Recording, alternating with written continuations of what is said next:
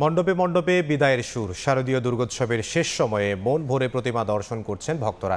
এই মুহূর্তে রাজধানীর ঢাকেশ্বরী মন্দিরে আছেন সহকর্মী মাইমুনা হায়দার চৌধুরী, বনানীতে আছেন সহকর্মী রৌনক নিয়ন্তা এবং রংপুরে আছেন আব্দুর রশিদ জীবন। সরাসরি শুরুতেই যাচ্ছে মাইমুনার কাছে।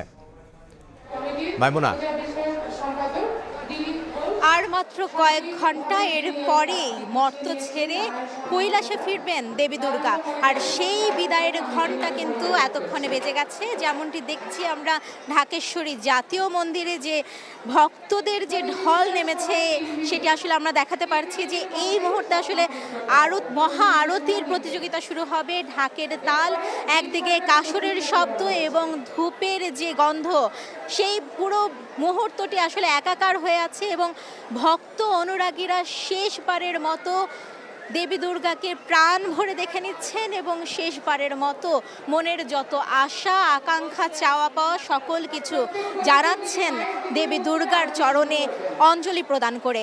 এই মুহূর্তে আমরা দেখতে পাচ্ছি যে আসলে ভক্ত অনুরাগীদের মনে বিষাদের সুর এবং একই সাথে আসলে উৎসবের চূড়ান্ত মুহূর্তটিতে তারা আসলে যতটা আনন্দ প্রকাশ করা যায়, যতটা উৎসব মুখরভাবে যতগুলো মণ্ডপে মণ্ডপে ঘুরে দেবী দুর্গা দর্শন করা যায়, যেহেতু শেষ মুহূর্তে আবারও এক বছরের প্রতীক্ষা থাকবে, তারপর তারা দেবী দুর্গাকে আবারও দেখতে পাবেন। তাই এই সময় আসলে একটি মুহূর্ত তারা আসলে কোনোভাবেই ছাড়তে চাচ্ছেন না এবং তারা যেটি আমাদের বলছেন যে এই মুহূর্তটি কোনোভাবেই আসলে তারা তাদের মায়ের মুখ দর্শন থেকে নিজেদেরকে বিরত রাখতে চাচ্ছেন না। এই মুহূর্তে এখানে মহা আরতির প্রতিযোগিতা শুরু হবে এবং যেটি হচ্ছে যে এর আগে মহা আরতির সঙ্গে চামুণ্ড পূজা হয়েছে, তারই মধ্য দিয়ে আসলে মহানবমীর যে আনুষ্ঠানিকতা সেটি শেষ হতে যাচ্ছে।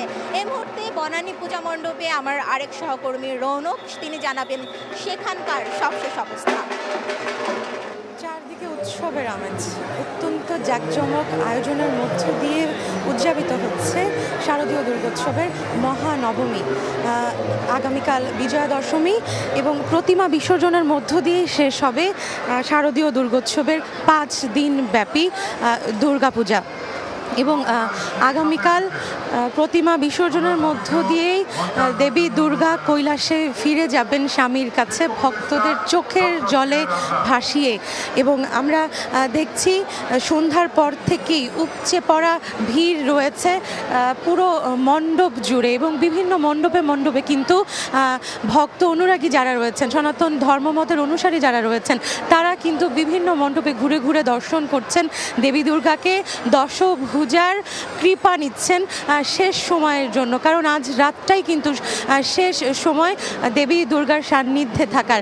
এবং আমরা আরেকটি বিষয় জানিয়ে রাখতে চাই, আমরা কিন্তু এই মণ্ডপগুলোতে, এই দুর্গাপূজার আয়োজনগুলোতে কিন্তু আমরা দেখেছি সাম্প্রদায়িক সম্প্রীতি, ভ্রাতৃত্ব বন্ধন দেখেছি আমরা। শুধুমাত্র সনাতন ধর্মমতের অনুসারীরাই নয়, বিভিন্ন ধর্মের দর্শনার্থী রয়েছেন, ধর্ম বর্ণ নির্বিশেষে বিভিন্ন বয়সের অনুসারীরা, বিভিন্ন বয়সের দর্শনার্থীরা কিন্তু আসছেন।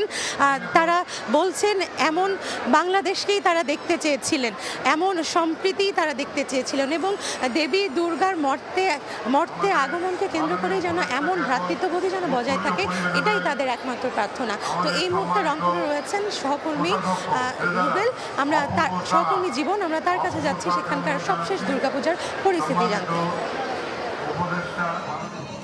আর মাত্র কয়েক ঘন্টা বাকি, তারপরেই কিন্তু ভক্ত অনুরাগী পুণ্যার্থীদের কাঁদিয়ে আবারও কৈলাসে ফিরে যাবে দেবী দুর্গা। এবং আজকে কিন্তু আমরা দেখছি শেষ সময়ের যে মহানবমী, সেই মহানবমীর যে আয়োজন, এই মহানবমীতে দেবী দুর্গাকে ভক্তা শ্রদ্ধা এবং আরতি অঞ্জলির মাধ্যমে দিয়ে দেবী দুর্গাকে প্রাণ ভরে দেখছেন ভক্তরা। এবং প্রতিটি মণ্ডপে কিন্তু আমরা দেখছি যে হিন্দু ধর্মাবলম্বী যারা রয়েছেন তাদের কিন্তু একেবারে উপচে পড়া ভিড় রয়েছে।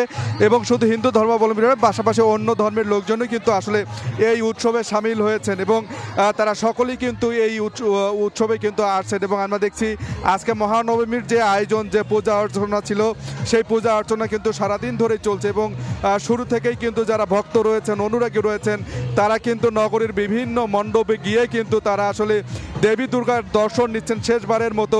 তাদের যে মনের চাওয়া সেটি তারা দেবী দুর্গাকে জানাচ্ছেন এবং তারা বলছেন, ভক্তরা যেটি বলছেন যে শুধু নিজেদের জন্য না, নিজেদের পরিবারের জন্য না, তারা আসলে চাইছেন দেশে যেন শান্তি বিরাজ করে, দেশের সকল অপশক্তি যেন দূর হয়ে যায়, দেশের সকল অনাচার যেন দূর হয়ে যায় এবং সারা দেশে যেন শান্তি বিরাজ করে। এবং তারা যেটি বলছেন যে শুধু এই যে দেশে বিদেশে যে যুদ্ধ বিগ্রহ রয়েছে, যে অশান্তি রয়েছে, সেই অশান্তি যেন দূর হয়ে যায়, এমনটাই কিন্তু তারা আসলে চাইছেন দেবী দুর্গার কাছে। এবং এবার রংপুরে 912টি পূজা মণ্ডপে পূজা হচ্ছে, দুর্গাপূজা, এবং এখন পর্যন্ত কোনো অপ্রীতিকর ঘটনা ঘটেনি। তো সব মিলিয়ে এই ছিল রংপুরের কালীবাড়ি মন্দির থেকে সবশেষ। মহানবমীর খবর জানাচ্ছিলেন রংপুর থেকে আব্দুর রশিদ জীবন। এর আগে ঢাকার বনানী থেকে যোগ দিয়েছিলেন রৌনক নিয়ন্তা এবং তার আগে ঢাকেশ্বরী মন্দির থেকে যোগ দিয়েছিলেন সহকর্মী মাইমুনা হায়দার চৌধুরী।